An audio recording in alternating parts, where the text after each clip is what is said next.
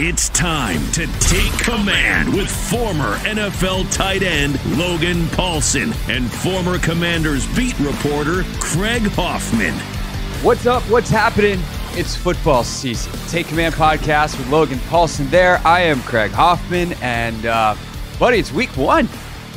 Yeah, man, it's incredibly exciting. I mean, it feels like we've been talking about this team and all the exciting changes. We have a lot of stuff like news to talk about, but now we actually get to talk about football, which is always enjoyable. So I'm really looking forward to seeing what this team looks like versus a pretty good Tampa Bay team. So it's kind of a good week one test. Yeah, I'll say an intriguing Tampa Bay team. They are definitely a team that I think could be good. They obviously won a playoff game against the free-falling Eagles last year, but can they repeat it this year? They lose Dave Canales, their OC, who's been a bit of a quarterback whisperer, to Carolina as their head coach. So we'll get into, of course, the preview later on in the week. But more generically, Logan, week one, we talk about this. Now, this is our third year doing a week one pod, I think.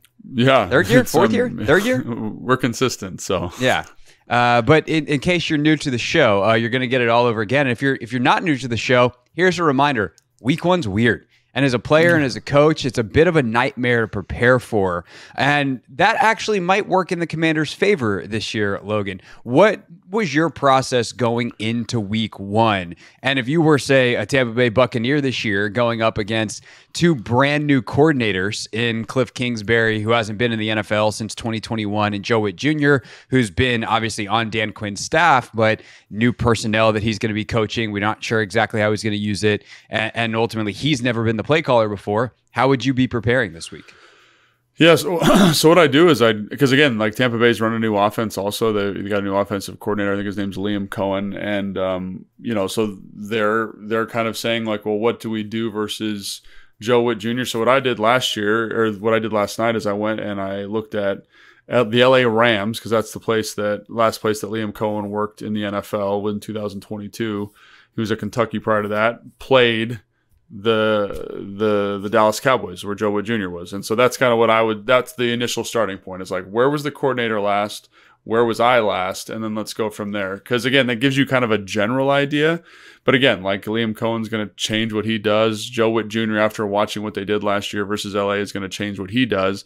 And then you kind of get into like, I know what you know what I know, and then you try to anticipate what they're going to do moving off of that. Like, obviously the basic structures are going to be somewhat the same, but they're going to evolve. All defenses in the offseason tend to add a wrinkle. All offenses tend to add a wrinkle. So what's that going to be coming into week one, and how do we kind of prepare for those unscouted looks? So, if I'm a defensive coordinator, I think I'd probably want to keep it relatively simple, so that if we did get an unscouted look, the guys would have answers and be able to get us in the right look. And obviously my third down packages are going to be what those are, which are going to be more complicated.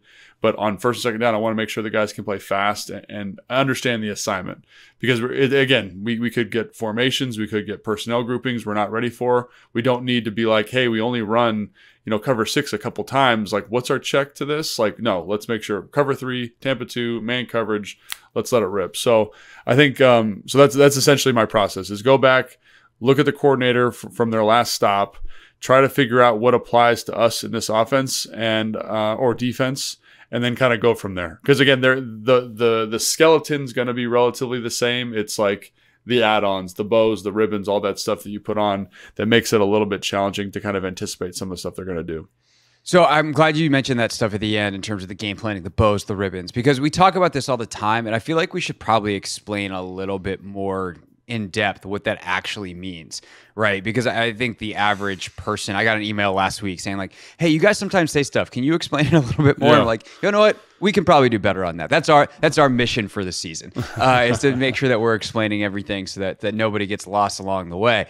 But when you talk about game planning, because in the preseason, you don't game plan. Now it's week one, you are game planning. Let's go offense first. If you're an OC, if you're Cliff, what does it mean to game plan something for the week compared to how you might go into a preseason game?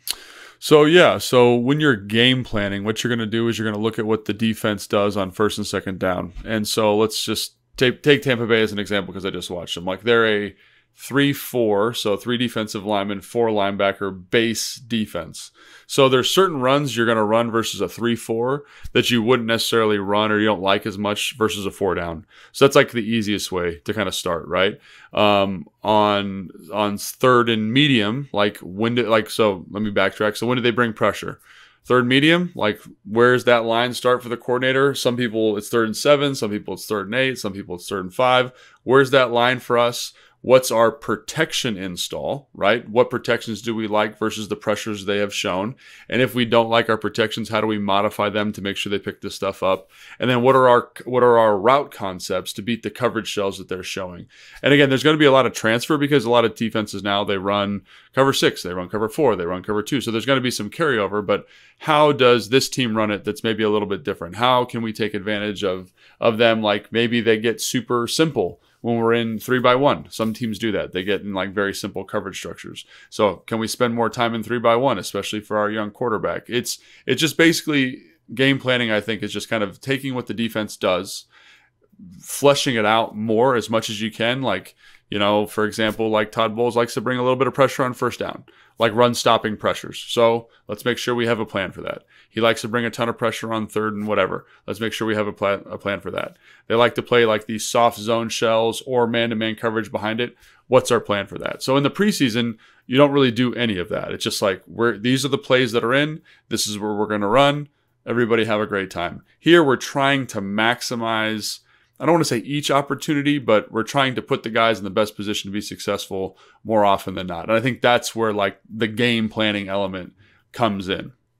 Yeah, for sure. That's 80-90% of it. And then the last part would be personnel-wise too, Yeah. right? Mm-hmm. Is if, the other team has a corner who's not very good and you want to pick on them, you pick your spots to maybe move your number, and they always play on the left. Well, let's pick our spots to either always put our number 1 receiver over there and make them adjust to something they don't want to do, or pick our spots and, not let them make some kind of other adjustment where they have their best corner shadow our best guy. And now all of a sudden on a big second and short shot situation, let's get our guy all of a sudden over there. And we've got a matchup we like on a shot play. And like, that's how we generate an explosive. So you can do stuff like that. But I think I picked that example, Logan, specifically because you also don't want to get out of what you do. And I think that's something that's interesting about Cliff Kingsbury's offense that we'll kind of be tracking this year is he doesn't really switch players around personnel wise, and AKA like Terry's always going to line up on one side of the field. That is generally how Cliff has done it. There hasn't been a ton of motion. There's been a little bit more, I think, later in his time in Arizona, and we'll see if they wind up doing some of that. And like wide receiver motion, right? But some of the tight end motions that have become in vogue in the league in terms of motioning to block, like he started to use some of that stuff. And so I think that's going to be something that's interesting and it's specific, big picture to game planning.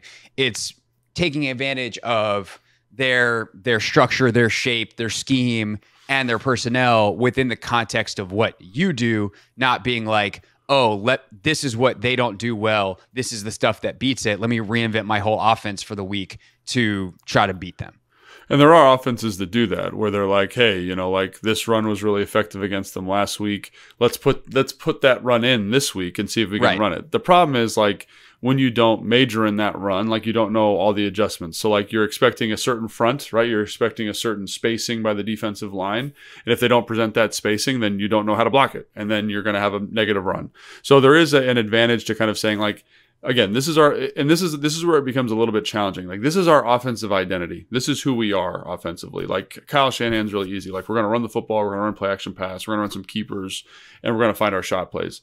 But within the context of that philosophy, we're going to kind of tweak and move guys around to find opportunities. And I think you said, 80, 90% of the game plan is that. And then, the 10% or 20% is personnel. I think the personnel is also just extremely important. Like I remember, especially going against a guy like Aaron Donald, like being in the game plan meeting and like that was the thing. Like, right. Maybe that number changes dramatically if there's that guy on the other side. Yeah, but like that, like what I'm saying is like that dude's like, or Myles Garrett, like whoever that is, like this dude is a problem. Like we had a game when I was in Chicago, we were playing Indianapolis, and we were like, we're going to run away from number 93. We don't think we can run at him. And that was the whole That was the cornerstone of the run game install, because we felt like the matchup was better to the other side, which is totally fine.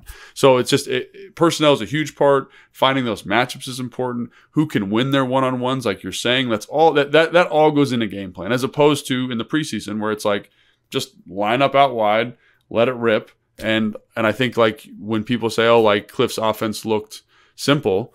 Yeah, because it's like literally day 1 and day 2 install with no game planning.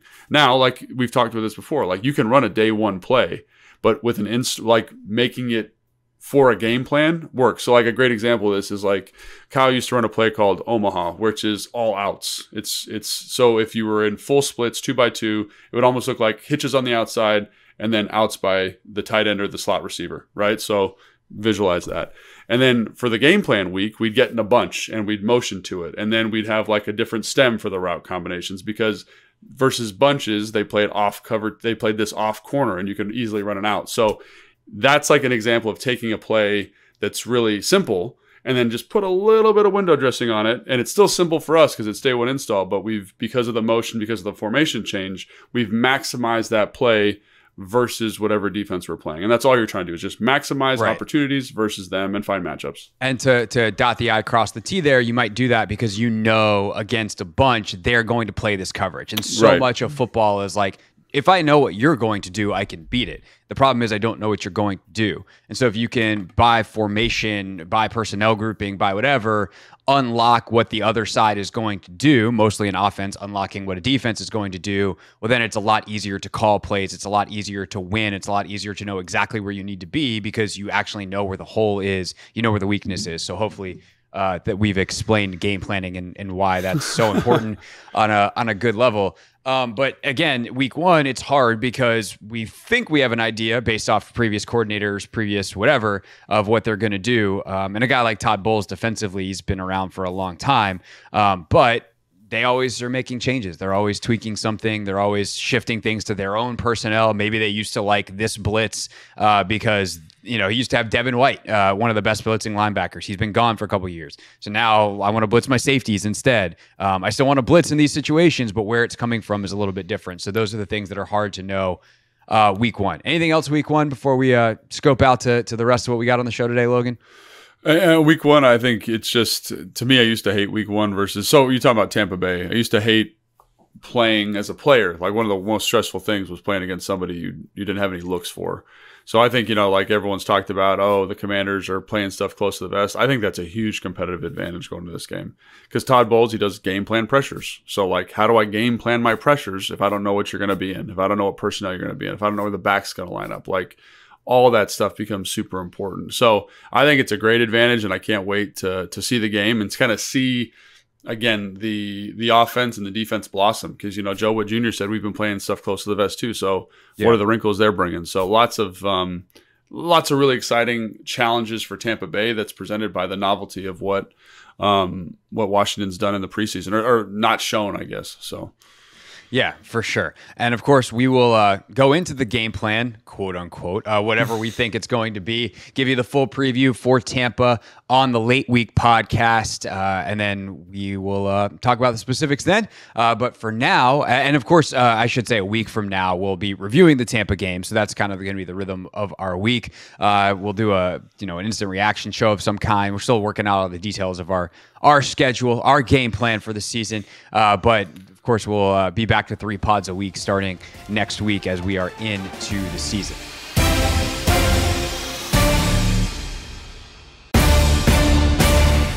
Coming up in just a few minutes, if you want to do your own game planning, Bill Smith, who is the NFL's Director of Research, is going to join me to give a preview of NFL Pro, which is their kind of remix, if you will, Logan, of NFL Game Pass. Now you can sort and kind of go through film the way teams do, which makes watching film a lot better. So Bill's going to give us a demo coming up in a little bit here on the show. So very much looking forward to that. But Logan, let's scope out now beyond the game plans to the full season, biggest of pictures. We've made it through the offseason. We've had all these storylines. We've seen guys develop, young players. We've seen some position battles play out. We've seen some big trades with Jahan Dotson going to Philly. like, how are you feeling generally? Now, let's get on the football therapy couch. How are we feeling going into the 2024 season for the Commanders? I mean, I'm excited, and if I said I wasn't, I'd be lying. I think the analyst in me, or the logical person in me, is like, don't be too excited. Everything's gonna be fine. Like, take it one step at a time. And there's some truth to that. But also, like, I'm a fan. I'm excited to watch football. I'm excited to see this team play. I'm excited to see Jaden Daniels on the field. I'm excited to see Joe Wood Jr. execute his defense. Like, all those things, I'm really looking forward to seeing.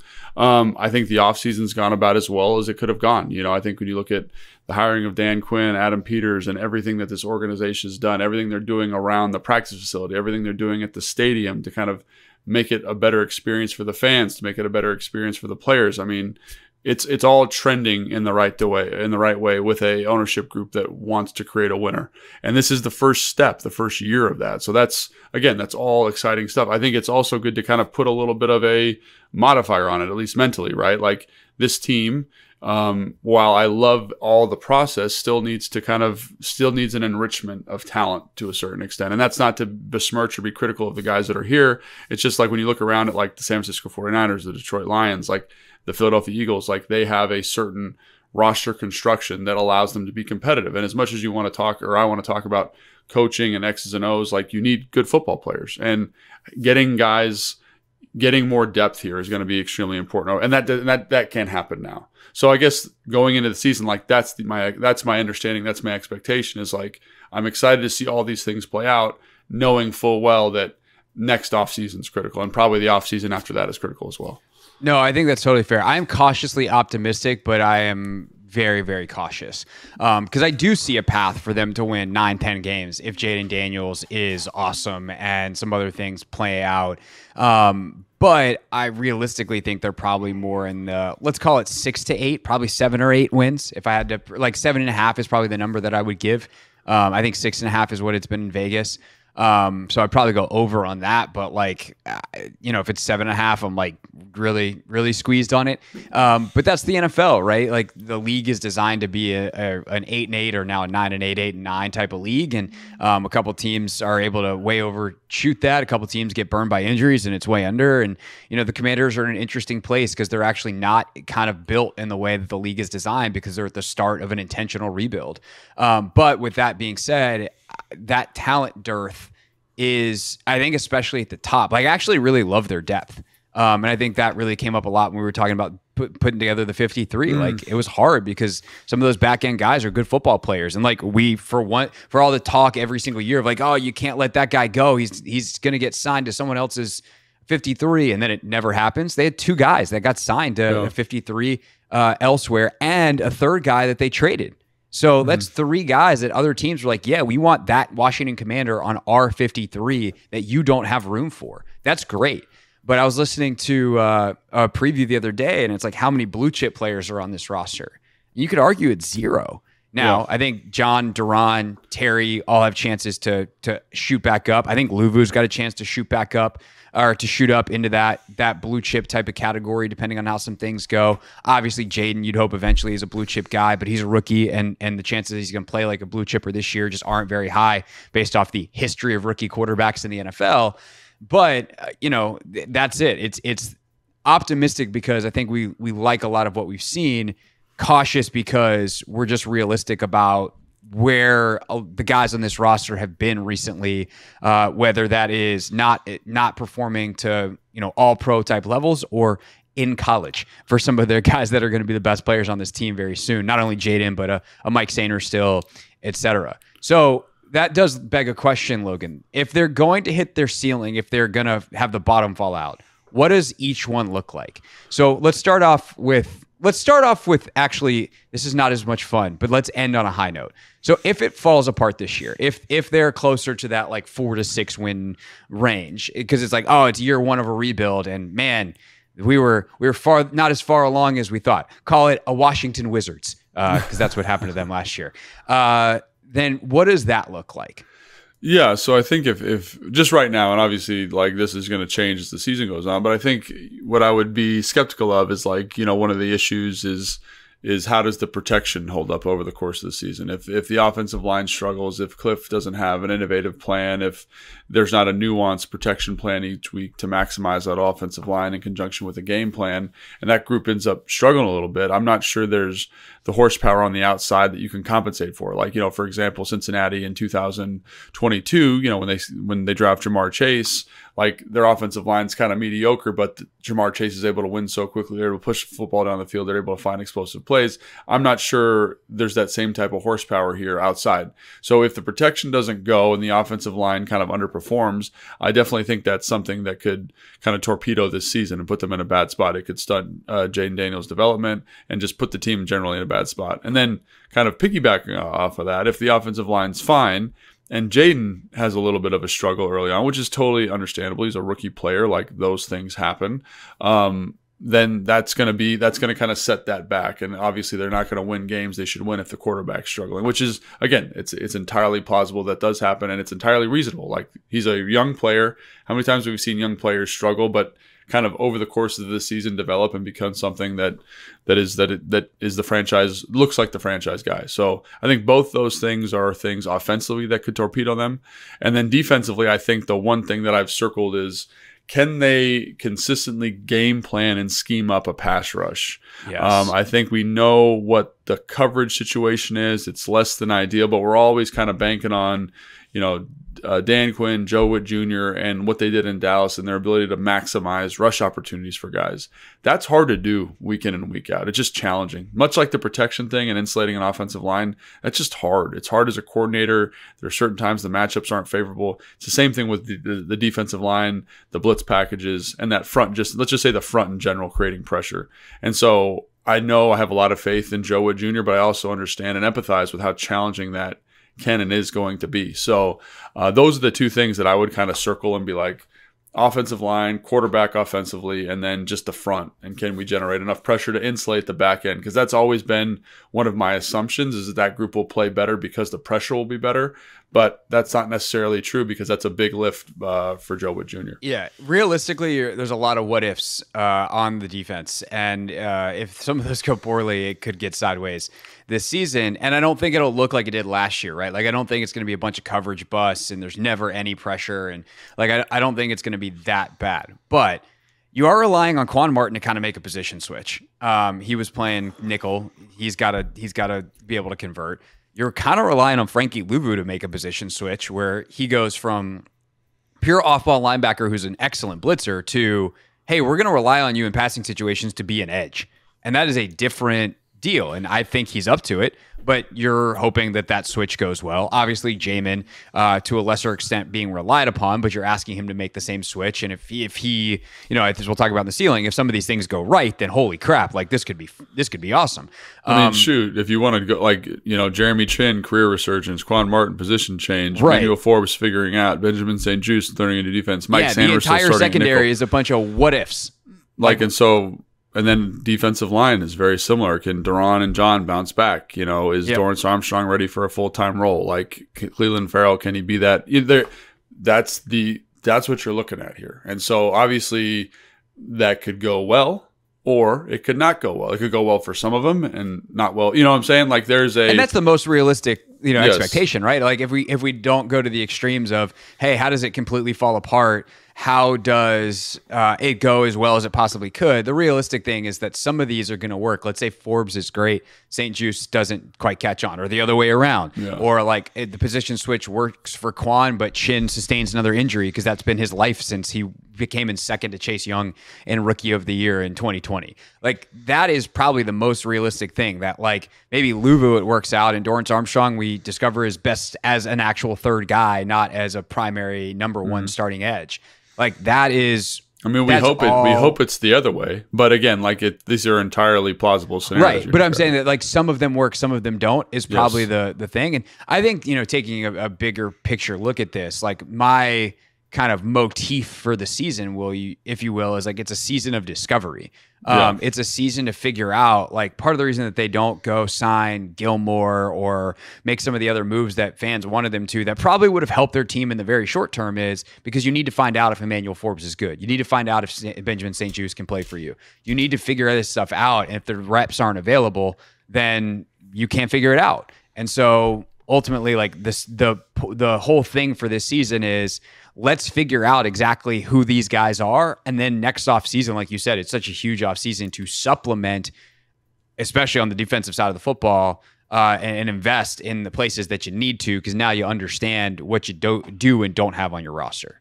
Yeah, and I think that same thing applies to the offense. And I know people are, Jaden Daniels, like, as confident as we are in him after what we've seen in preseason, it's still a question. He's still a rookie player. Offensive line, right? Does Wiley flourish in this offense? I think Cosme will be fine, but new center, new left guard, probably a rookie left tackle at some point this year. Terry, we know Terry, how consistent he's been, but Zach Ertz's health, like, over the course of the season, he hasn't been healthy for 2 seasons, like, and as well as he's done, like, and as much as they're relying on him, that's going to be a huge deal. And then how do they kind of allocate the second, third, fourth receiver to maximize this offense? I think the way you characterize it with this is a year of discovery is huge, because you got to kind of figure out what your foundation is. And some of these questions are going to be answered in the negative, which is terrible, which is tough, but some of them are going to be awesome. And you're going to be like, wow, like, look at B-Rob, look how well he did in this offense. Like, we can build around this piece, and we do need to find a second wide receiver, or we do need to find a younger pass catching tight, whatever it looks like. But I think, like, that's the best way to think about it. A year of discovery. And again, if Jaden Daniels plays well, you could easily win 8-9 games. But if all of these factors around him, if he struggles, like, it could be kind of a middling year, which is also totally understandable given the current situation with the roster. And I'm glad you pointed out, like, in terms of blue chip guys, like, there's not a lot of them on this team, right? So usually you need a couple of those to make sure you're making a push against some of the better teams in the NFL. So lots of questions, and I think they're all very reasonable. For sure. And if we want to now flip to kind of the positive, how do we see them hit their ceiling? It's a lot of those get answered in the affirmative. And I think, like, to even put a finer point on it, like, this is the year we discover whether it's a 1, 2, or 3 year rebuild. Like, if all of a sudden De'Ami Brown's good in this offense, and you're like, whoa, okay, 3rd round pick, took him a couple years. That sometimes happens, but he's a legit 2. Okay, well, now it's a party. Like, let's go spend some money in free agency next year on one more weapon and some defensive guys, or you figure out which of the answers come to the negative, and you're doing a Houston. You're competing in year 2 of a rookie quarterback, which is amazing, because that's a bunch of years on a rookie quarterback timeline that you have to spend money elsewhere. Obviously, if it goes the other way and you're like, okay, maybe we're going to need to restock the cupboard over the course of a couple years before we're legitimately competing, then that's a different story. But for the ceiling side of it, Logan, I think obviously number one is Jaden is, like, actually a deliver no assembly required quarterback. That there is stuff he can do, and of course he'll have room to grow, but there is enough stuff that he can do right now that they can compete week in, week out. He doesn't turn the football over as much as a lot of rookies do. He's able to use his legs to generate some explosives. Obviously, he's hitting some deep balls, and he and Cliff just have a good synergy. I think another one for ceiling is Cliff makes the evolution late in season that he needs to, that has kind of plagued him in his career. That there's not a wall at the end of the season. And then I think the pass rush is huge, because I think if the pass rush is there defensively, they find ways to generate pressure, then the coverage will hold up enough. And I think guys like Sanderson and Forbes can kind of go to their instincts and create some turnovers. If not, then we talked about what that looks like. But to me, those are, like, the biggest factors are Cliff's ability to scheme it up, and how that works with Jaden's skill set and Jaden's ability to execute, and then the pass rush defensively. If those 3 things are on, then let's have a season. No, I'm totally with you. And I think, again, Jaden Daniels is, like, the easiest one to point out, but, Brandon Coleman at left tackle, like, is another one that I would kind of circle too. Like, if he develops in a similar way, that'd be awesome. And then defensively, like we talked about, like, the pass rush, and does the scheming and some of the pressure packages they put in camp that no one's seen yet, do those hit the way they think they're going to hit, and do they cause enough disruption? And, again, like it's kind of the same thing we just said in reverse. But I do think there's a world where that does happen, and this defense plays significantly better, and the offense is significantly better, and everything kind of progresses well. And with hiccups along the way, no doubt, it's not going to be 17 games just win them all kind of straight out. But I think like understanding that there's going to be positives and negatives, but if it's generally trending in the right direction, I think you feel really, really good about this and really good about the direction of the organization. No doubt about it. And I think that, again, Coleman's a perfect example of what I was talking about with the 1, 2, or 3 year rebuild. Like if he's not up to starting caliber at left tackle, you need to use a high resource on left tackle probably next year. If he is a starter at left tackle, well, that means you can use a high resource on something else. We're talking like your first round pick on something else next year. And like, that's a huge luxury to be like, okay, we got our starting quarterback and starting left tackle in one draft. And so those are the kinds of things that in the long term, I think are huge for this team in terms of the rebuild. And, that's why Adam Peters is getting paid all that money is to get that stuff right. And he's obviously revamped the scouting process. So you'd hope that it's even better in year 2, even though I think a lot of us look at it as being fairly successful in year 1. Anything else before we get to the interview with Bill, Logan, that we want to tack on here? No, I'm just really excited. I'm really excited to see. Like, this is why the season's going to be fun to watch. It's for these positive and negative, kind of growing, or maybe that's the wrong way to put it. To see what this team is, I think is what I'm most excited for, and that all starts versus Tampa Bay. So I really can't wait to kind of see all of this offseason conversation, all the draft, all the free agent acquisitions, like on the field, playing football against a team that's pretty solid in Tampa Bay.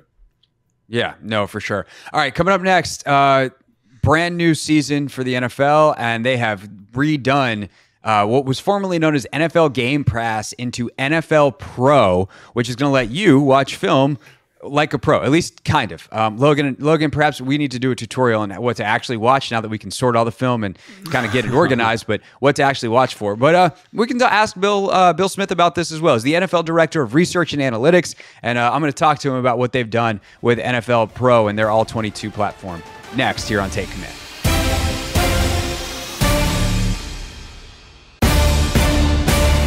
Joining us now is the NFL's Director of Research and Analytics, and that is a big title, and he does a lot of really cool stuff. It's Bill Smith.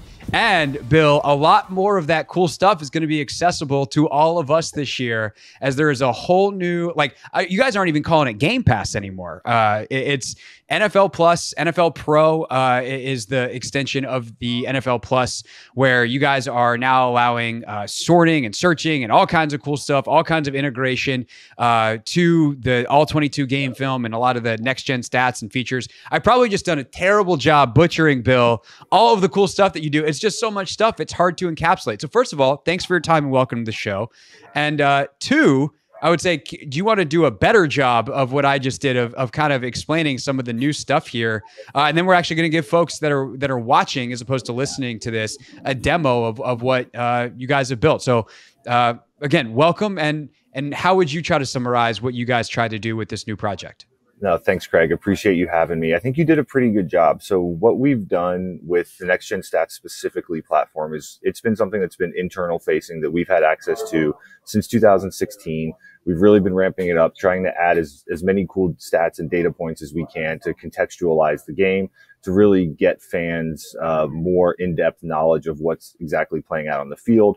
And we've been working over the past year or so to really try to get fans a better offering so they can engage with the data. So as you mentioned, we released NFL Pro as part of the NFL Plus Premium subscription for this season. NFL Pro really productizes a lot of the great next-gen stats and other data that the NFL holds. And then what we really wanted to do is we really wanted to tie everything to the All-22, to the coaches' film, so that you can see just the power of the data and that you can see the validity of the data, so that you can not just say, like, hey, here's this number and this stat, like, what does it really mean? Well, we tied all the plays that fall underneath specific filters and queries, so you can watch just that subset of playlists. You can search all 22 and watch all of a quarterback's 3rd and long attempts, all those attempts against the blitz, to really like hone in and be more efficient on how you're watching film, to be able to give fans really a best in class experience. So this is something that teams through a variety of platforms have had access to for a long time. I always just kind of wondered that the more that the league has extended the ability to watch the All-22, especially to media, and then certainly to fans as well, whether you just kind of go in some of those platforms and like, hey, let's add a 33rd team that there's no access to practice footage, and like let's just try to do that. Why ultimately did you guys go the route you did, building something new that is more integrated into the familiar place that fans and media have been finding All-22 film and the next gen stats for years? We really just wanted to democratize access to the data in the film. There shouldn't be a barrier to entry, whether it's from a media side, whether it's wanting to break into coaching, scouting, whatever that may be. Like having access to do your own research, to get yourself more familiar with the game, to learn more about the games. Like that's what we want for fans, for media. That's what we want for everyone throughout the football ecosystem. Like everyone getting more access to data, more access to the video only brings the level of intelligence of everyone up. It only brings the level of awareness of everyone up. And it just really like lets people a little bit more on the inside. It helps them, as we call it NFL Pro. It helps you like be more of a pro with your fandom, with your, content on the media side. We really just want to, give everyone the ability to access all the great data that we have access to. No doubt. And I will say it will help this show a lot because, instead of us having to sort through, or like if I used to want to watch a team back and be like, all right, I want to watch the Commanders' next opponent and I want to watch just their offense, like I'd have to kind of scroll through. It was a little bit clunky, to be nice about it. Bill, I'm sure you have gotten a lot of feedback on that over the years from all angles. But now I can just sort through, and we'll give folks a demo of that in just a second. But one last question I have for you on the front end here, Bill, before we dive into the product itself is, data is only as good as folks' ability to use it. Every team across the league has basically the same data. Their ability to use that data, creates for them a competitive advantage or disadvantage if they're not using it well. When you think about fan-facing data and making sure that it gets that fans really understand what they're looking at, do you have either a good example or kind of an overall methodology that you think about in making sure that the data, now that it's all available, is used to really enhance fans' understanding of the game? Yeah, absolutely. We tried to design the platform with a large spectrum of fans in mind. If you're a real diehard, avid, heavy data fan, you'll see when I give the demo of the product, we have statistical dashboards that you can dive into, do your own research, and pull out your own insights and findings. If you're a more casual fan and you want to sort of be led to water of like how we can utilize this data, my team each and every week is going through and doing research for NFL Network, NFL Media. We're working with the game crews and providing some of what we think are the best insights that may lead and help determine the outcome of a game based on team tendencies, team performance, player performance, scheme. All of those are in here and they're sort of spoon-fed to you throughout the process. So if you're more casual, we can sort of elevate to you what we think is the most important things each week. And if you're more avid and you want to do the research yourself, we've provided the mechanism for you to be able to do that.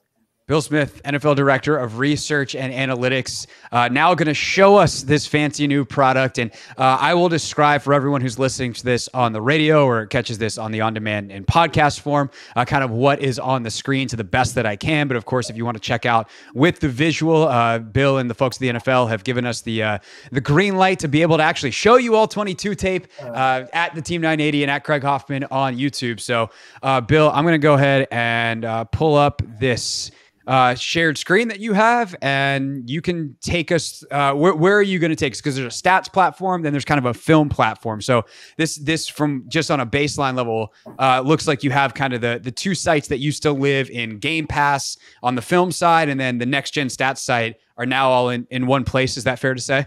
Absolutely. So when we land you here on the homepage of NFL Pro, we sort of give you openings to the rabbit holes for each of the two main offerings in the product. You have the stats section, you have the film room. If you scroll down on the homepage, there are a few more things. We have some of those custom insights that I talked about for teams and players for each week going in. You scroll down. One of the things we really wanted to do is really explain what the next gen stats data is, what it's measuring, and why it's important for all of your football and fantasy decision making. So there's a lot of educational components throughout the product.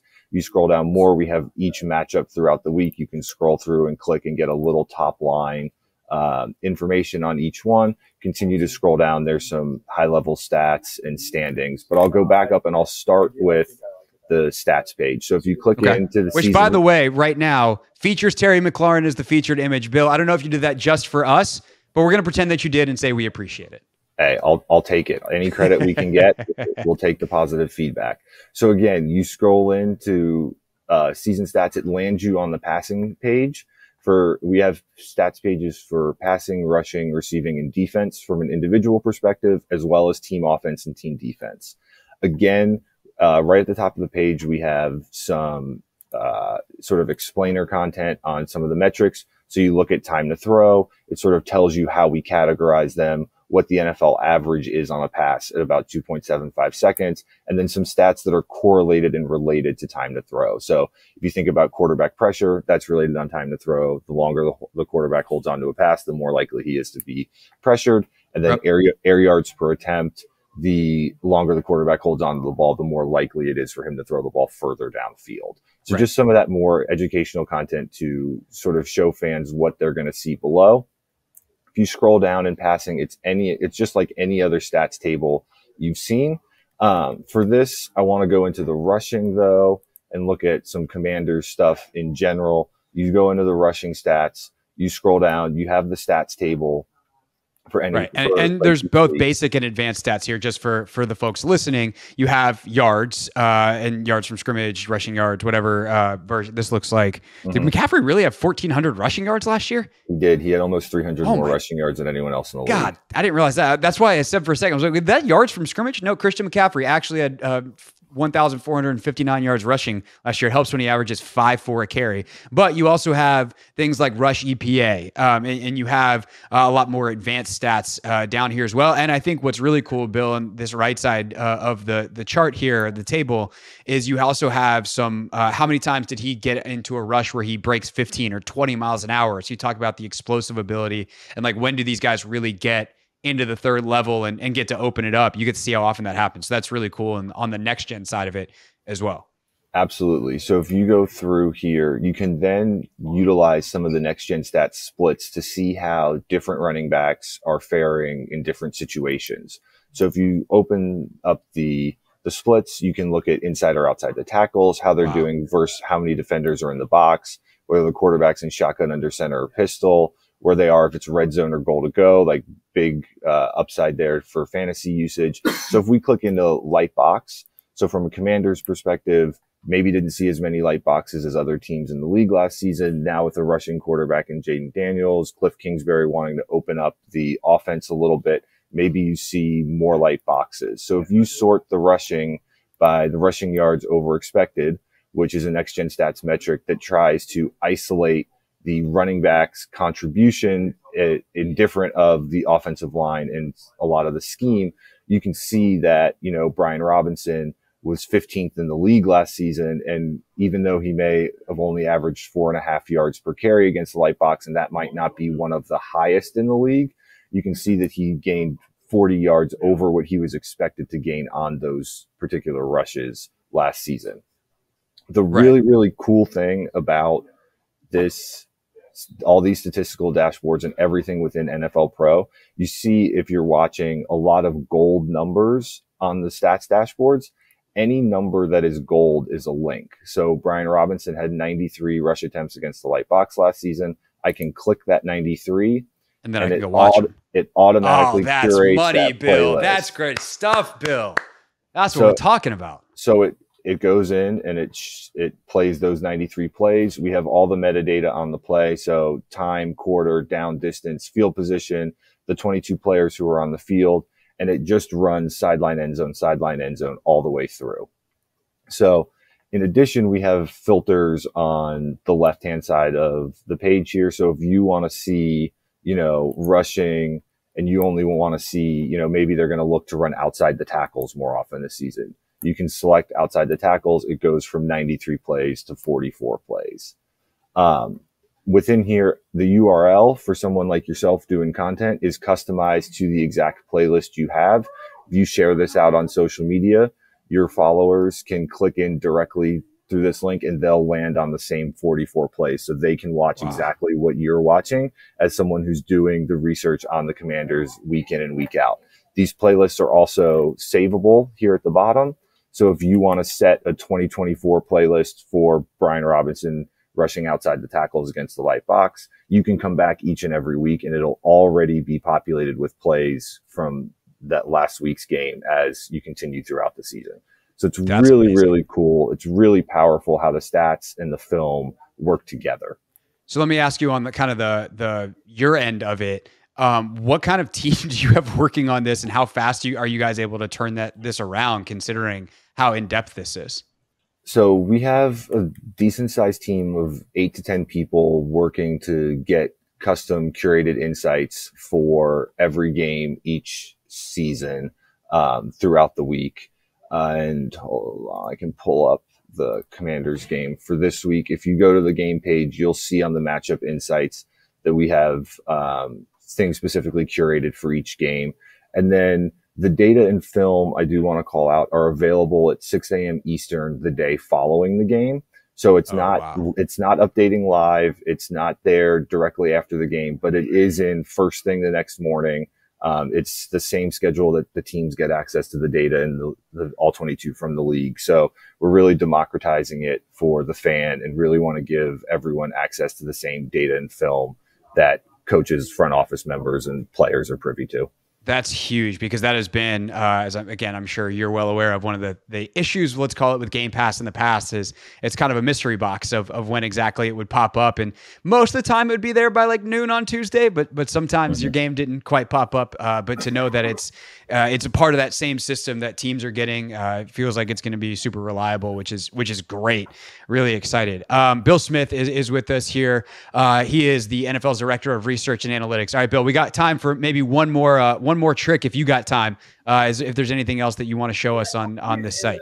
Absolutely. So as we I've talked about with my team going through and creating these custom insights each week, the first place that we start for where we go down the rabbit hole is here at what we've created on each game page. We're calling the matchup comparison tool. So we've taken each team and how they're doing in a specific subset of our next gen stats data and rank them based on EPA per play, total EPA, and success rate, and then have them on a rolling average to rank teams in certain categories such as passing under pressure or on play action, against the blitz, deep passing. And we then are able to create an advantage for teams going into certain games. I will say for the Commanders specifically, going into week 1, this is based on 2023 data, new coaching staff, new quarterback. I would say this isn't as relevant for this specific game as it is with two teams who have consistent coach quarterback. But we have this available. So if you want to start your research each week with, hey, here's a place where, the Commanders may have an advantage over their opponent, or here's a place where I think one of my fantasy players will have a big game. Like, we give this to you, and then you can go and do your own research further down the rabbit hole. It's a really powerful tool. It's a really cool way to start your research process each week. And we're just really excited to get it in the hands of fans throughout the country. No doubt. When you say a rolling average, obviously this year, or for week 1, it's based off last year, but like, by week 4, let's say this year, will that just be the first 4 weeks? Will it be like 3 weeks at a time? How is that going to evolve throughout the season to try to capture current form? So it'll be a rolling average with just looking at 2024. So again, in weeks, rolling into weeks 2 and 3, the sample sizes are going to be small, but as we continue to go throughout the season and get more data on teams, it'll become more and more powerful. Really, just as a quick one, if you go into the kickoff game and look and click on the matchups for the Chiefs and the Ravens, one that always sticks out to us is the Ravens play action pass offense, ranked first in the league last season. Lamar Jackson averaged almost 11 yards per attempt on play action. And that's a place the Chiefs defense struggled last season. So again, Baltimore adds Derrick Henry. The Chiefs lose L'Jarius Sneed this offseason. We see that as an advantage for Baltimore. Maybe that's somewhere that they lean in this kickoff game to try to pull off the upset in Kansas City. This is awesome stuff. And I've gotten a glimpse of some of this over the years with some of the people that I've worked with. And when I was a beat reporter, and occasionally a player would pull out their iPad and show me something, and the way they could navigate it. And I love that word that you've used, to democratize this for fans everywhere. It's really tremendous stuff. So first of all, thank you. Second of all, thank you for your time here on the show, and best of luck with everything that you're doing. This is awesome stuff, Bill, and we really appreciate you sharing it with us. Absolutely. Again, NFL Pro is available as part of NFL Plus Premium. It's a really awesome product. We're really proud of it. And any feedback you have, please let us know. Yeah, absolutely. And Bill, you're doing my job now, but just to make sure that we got all the copy points in, NFL Pro provides access to all 22 coaches' film and next gen stats. It's available with an NFL Plus premium subscription at pro.nfl.com. And for more information on NFL Plus, visit nfl.com/plus. Bill Smith, everybody, NFL Director of Research and Analytics with us. That's it, and that's all for this edition of Take Command. Thanks so much for watching and or listening. Logan, next podcast, we get to preview an actual football game. Yeah, can't wait, man. Really looking forward to that. And so that'll be Thursday. We'll see you then here on Take Command. And by the way, subscribe. You thought I forgot. I didn't. Don't you either. Subscribe. Thanks for watching this clip of Take Command, which has a brand new home. That's right. You can watch on YouTube at the Team 980. You can also listen to full episodes in the free Odyssey app, which is now enabled with Apple CarPlay. So we'll just, follow you around.